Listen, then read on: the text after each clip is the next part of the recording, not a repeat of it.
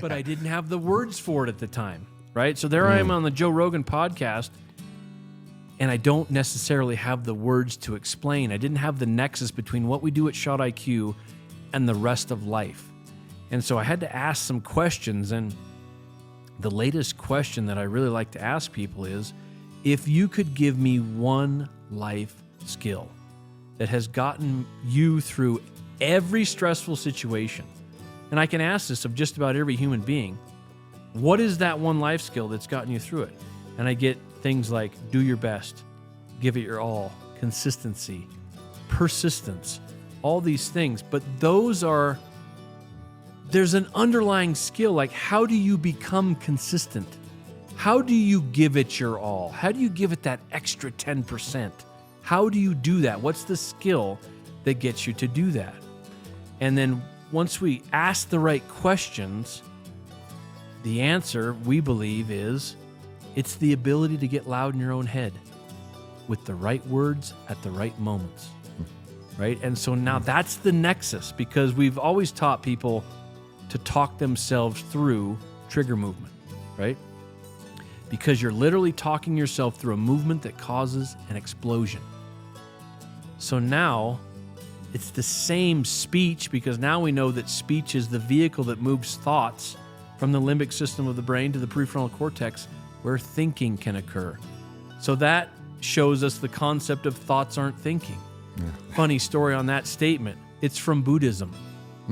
And I had no idea that statement existed, but what a profound statement. I had to think about it when you first said it. Yeah. You said it to me yesterday. I was like they're really not the same thing. They They're sound not. the same, but they're not at all. Thoughts are what you hear. Thinking is what you say.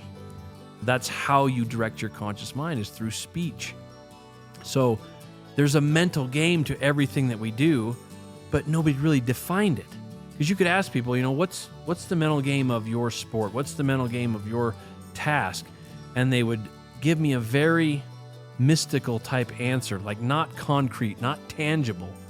And so I'm like, we've got to define this. And my good friend that has worked on Mind IQ with me, he asked me that question. He says, can you define the mental game? I'm like, well, that's pretty deep. Right? And so I had to dig into what we do at Shot IQ. I'm like, okay, here's the definition. It's understanding where, when, and how to direct your conscious mind into a specific task at a specific moment. That's the mental game. That's an equation that you can plug problems into, right? Yeah, that's powerful. And is there ever a time, let's say someone's kind of new to this or they're starting, like, when you say talk, like the speech, like is it actual verbal, or is it only in your head? So eventually silent, internal dialogue, right? And a lot of people can get that very loud. But again, if you're having trouble with it, then get loud. Get out loud, right? Yeah. Actually speak the words. And that with kids, right? When you're teaching your children to shoot, they should do what we used to call a commentary drive. Like when you become a new cop, you have to do this commentary drive. So you're driving down the road and you're not allowed to stop speaking. So you're just talking about random stuff about the license plate in front of you. Oh, there's a vehicle coming in from the right. It's got, there's a female driving it. It's red. It's got white rim tires, whatever, you're just not allowed to stop talking. So with your kids, when you're walking them through a skill set, make them teach you how to do it. Once you teach them the steps, then you have them teach you, right? As far as, okay, I'm going to draw back and I'm going to aim. Okay, I've got that done.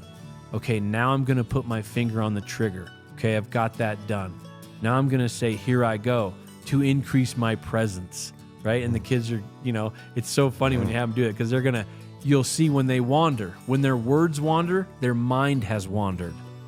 So you have a direct link to it. It's not what you're thinking, it's what you're saying, because what you say is what you think. But we always try to ask it in a different way. So have your kids talk you through it, or talk their friends or their sibling through it. And then you know whether they have a true understanding of what they're actually doing.